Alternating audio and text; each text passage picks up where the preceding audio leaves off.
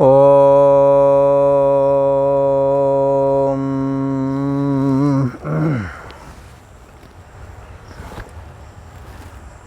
श्री योग वासिष्ठ के स्थिति प्रकरण में श्री वशिष्ठ जी महाराज बोले,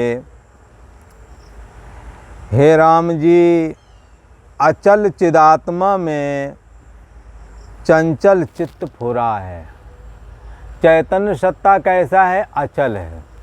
जैसे समुद्र का पानी अचल है, उसमें लहरें फुरती हैं, ऐसे ही चैतन्य सत्ता अचल है। चैतन्य सत्ता क्या है? तो जिसका कभी अभाव नहीं होता, जिस तत्व का शरीर का अभाव देखा, जिसने मन शरीर की अवस्थाओं का अभाव देखा, जिसने इंद्रियों का कम देखना ज़्यादा देखना, कम सुनना ज़्यादा सुनना जिसने जाना, जिसने प्राणों की भूख प्यास जानी, जिसने मन का सुख दुख जाना, और जिसने सोने जागने वाली चेतना का सबको जागने पर सब कुछ जानना, सब कुछ जान रहे हैं ऐसा जाना, और सोने पर कुछ भी न जाना ऐसा भी जान लिया। ये सोने जागने वाली चेतना का वो सब कुछ जाना और जानना और कुछ ना जानना भी जिसने जाना, उसका नाम है चिदात्मा। ये कैसा है? ये अचल है। इसमें चल रूप है। ये सोने जागने वाली चेतना, मन है, बुद्धि है। ये सोने जागने वाली चेतना ही जीव चेतना भी कही जाती है। इसमें ये मन चंचल स्वभाव वाला है, इसलिए मन रूपी लहरें, वृत्ति रूपी लहरें इसमें उठती और लीन होती रहती हैं चिदात्मा में, ऐसे ही जैसे कि समुद्र में लहरें उत्पन्न हो करके लीन हो जाती हैं। अचल चिदात्मा में चंचल चित्त फुरा है, और उसी ने जगत का आभास रचा है। जगत का आभास, हाँ, यहाँ जगत रचा है पर कहते हैं आभास रचा है। तो जैसे शीशा में अपने मुख का आभास होता है, तुम्हारा मुख तो तुम्हारी गर्दन के ऊपर है, लेकिन दर्पण में दिखता है। ये जो दिखता है, ये दर्पण में जो चेहरा दिखता है, ये तुम्हारे मुख का आभास है। इसलिए ये आभास कैसा है? मिथ्या है। मिथ्या कहते किसको है? जो दिखे पर रहे ना। गर्दन वाला मुख दिखता नहीं पर रहता यही है। दर्पण वाला मुख दिखता है पर रहता नहीं है। खरगोश के और घोड़े के सींग हैं ही नहीं, इसलिए वो असत हैं। न पहले थे, न अभी है, न भविष्य में कभी दिखेंगे। पर घोड़े के सींग, खरगोश के सींग, दो घोड़े लड़ गए, बताओ कौन से किसके सींग पहले टूटेंगे? तो सींग हो तब तो टूटे। तो छोटे बच्चे भ्रम में पड़ जाते, बोले पहले वाले, कोई कहेगा दूसरे वाले का। हाँ, तब कहते हैं घोड़े के सींग होते ही नहीं, टूटेंगे क्या? घोड़े के सींग असत हैं। ऐसे ही बंधुओं, ये असत चीज तो दिखती नहीं है। सत्य की परिभाषा का जो विनिश्चय नहीं, अर्थात जिसका कभी अभाव ना हो, मिथ्या किसे कहते हैं? दिखता है पर रहता नहीं है।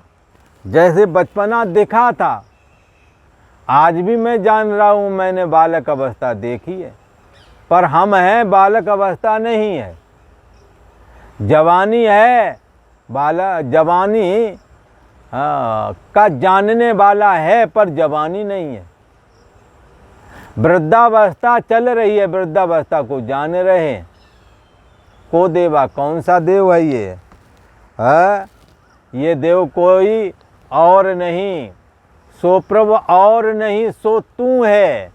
तेरा अंतर्यामी आत्मा ही सर्व रूपों में दिख रहा है। इसलिए यहाँ कहा है चिदात्मा में चंचल चित्त हो रहा है। चिदात्मा में, चैतन्य सत्ता आत्मा में चंचल चित्त हो रहा है। और हे राम जी, उसी ने जगत का आभास रचा है।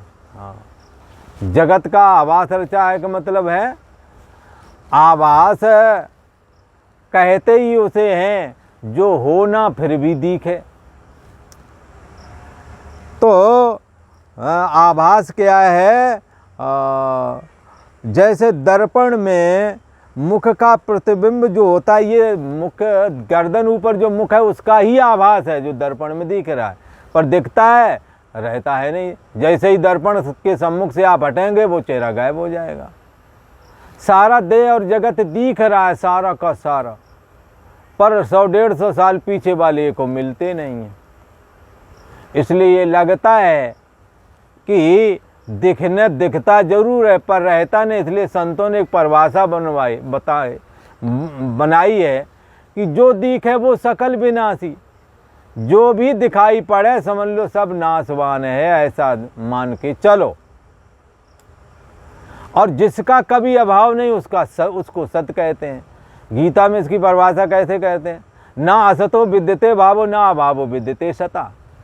सत का कभी अभाव नहीं होता, ये सत की परिभाषा है। बोला ना असतो विद्यते भावो, असत दिख रहा होगा पर उसकी सत्ता नहीं, वो रहता नहीं है।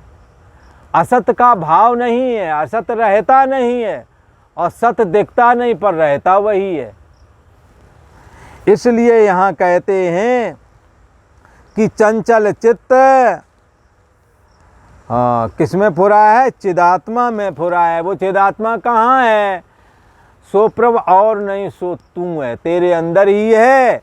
जैसे फूल के अंदर खुशबू, दर्पण के अंदर जैसे तुम्हारी छाया, तिम हर ही बसह निरंतर, घट ही खोजो भाई। जैसे जैसे राम जी वह फुरता है तैसे ही तैसे भाषित होने लगता है।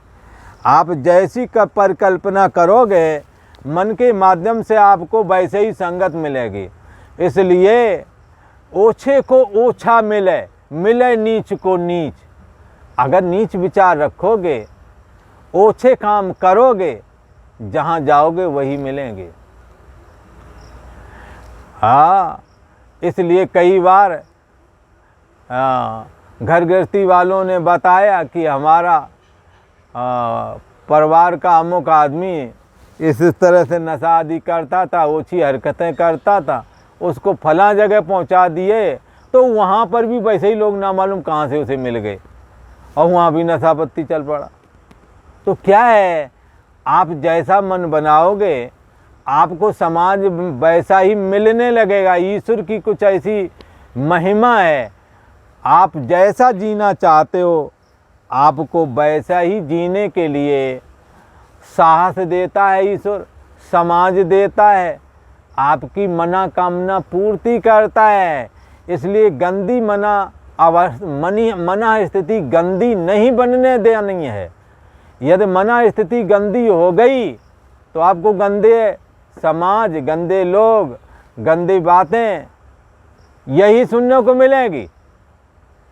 यदि सब पे संशय करोगे, विश्वास किसी पे नहीं करोगे, विश्वास उठ जाएगा, हर किसी पे संशय करने लगेंगे। एक मिले तो कहते आज तक ज़िंदगी में हमें कोई ऐसा आदमी नहीं मिला जिस पर विश्वास कर सकें। तो कहा लोगों ने फिर संशय करना चालू रखना। बोला ये दुनिया विश्वास पर टिकी हुई है, संशय करोगे सब पर संशय होने लगेगा।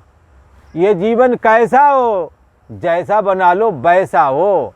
इस जीवन को आप जैसा बना लोगे वैसा ही हो जाएगा। इसलिए शास्त्र जैसा कहता वैसा बनाओ। शास्त्र कहता निंदा चुगली ना करो, संशय मत करो, सद्विचार धारण करो, गलत रास्ते पर मत जाओ। तो मत जाओ ना, तो आपका भाव शुद्ध हो जाएगा। हाँ, इसलिए आहार शुद्धि, सत्य शुद्धि, सत्य शुद्धि विशुद्ध बुद्धि। आप जहाँ बैठते हैं वो समाज सही है कि नहीं है? और भोजन कैसा कर रहे हैं इन सबको, जैसा बताया शुद्ध शाकाहारी भोजन करो जो उपलब्ध है। दूसरे के प्राणों को खत्म करके अपने प्राण का पोषण कभी ना करना चाहिए। इसलिए आहार शुद्धि, सत्व शुद्धि, भोजन शुद्ध है, आपका मन शुद्ध रहेगा।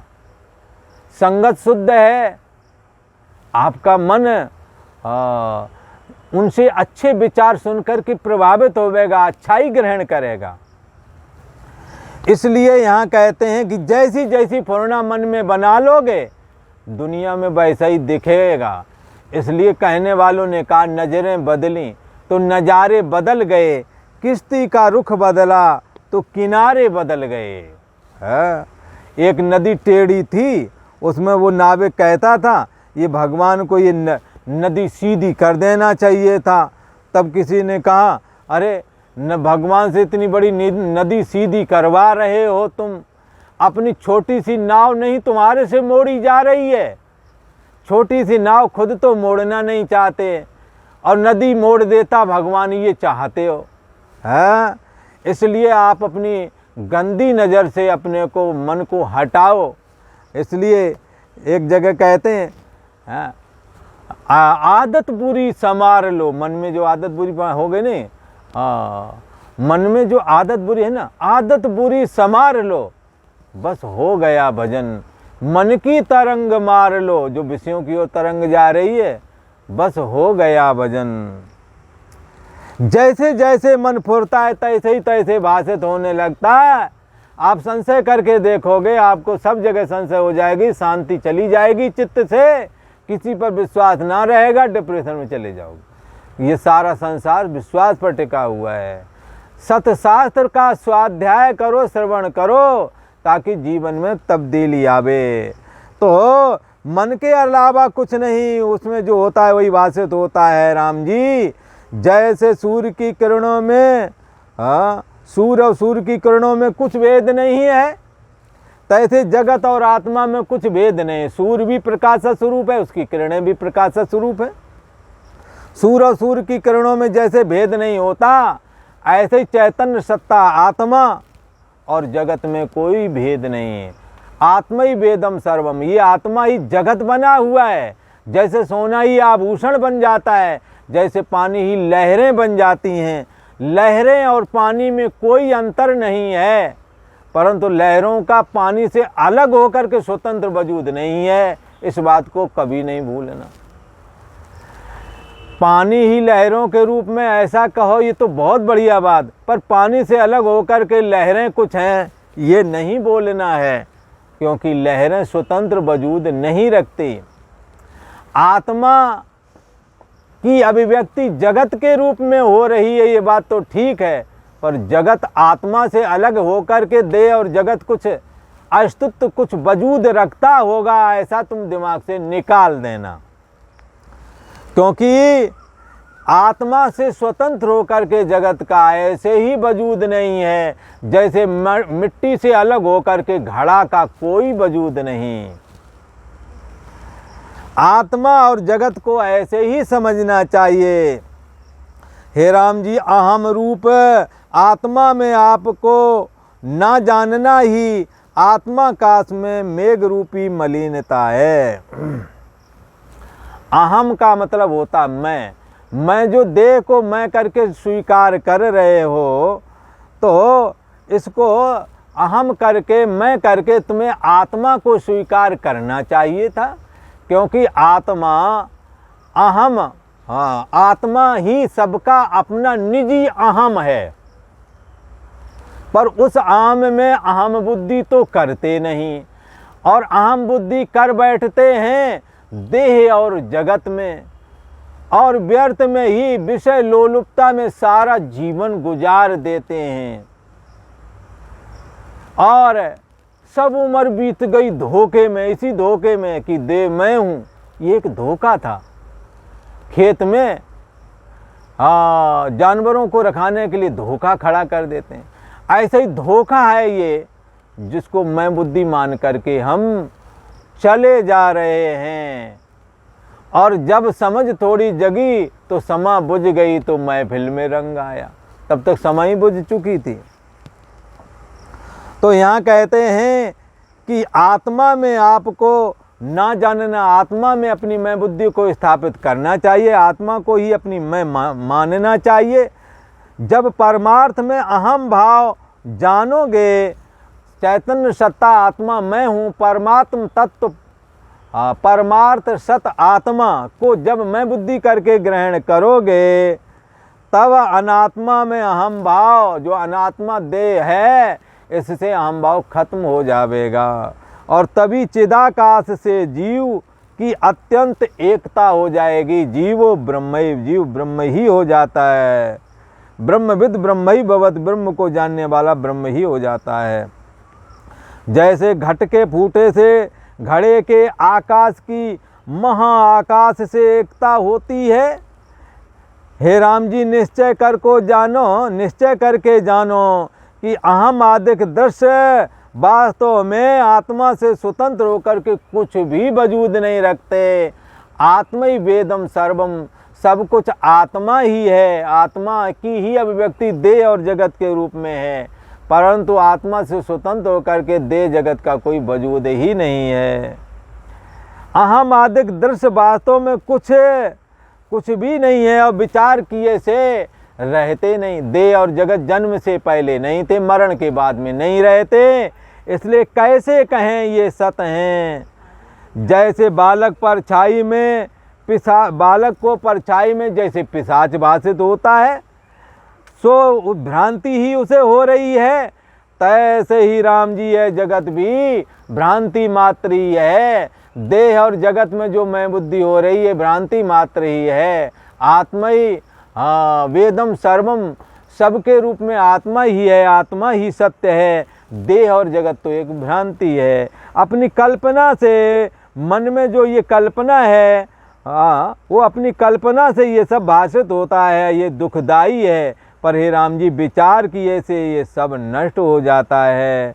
राम जी आत्मा रूपी चंद्रमा सदा प्रकाशित होता है हृदय में, बुद्धि देश का साक्षी बन करके, बुद्धि का आश्रय और प्रकाशक बन करके प्रकाशित होता है। और अहंकार रूपी बादल उसके आगे जब आ जाता है, उससे परमार्थ तत्व का विवेचन करने वाली जो विवेकवती बुद्धि है वो भी कुंद पड़ जाती है।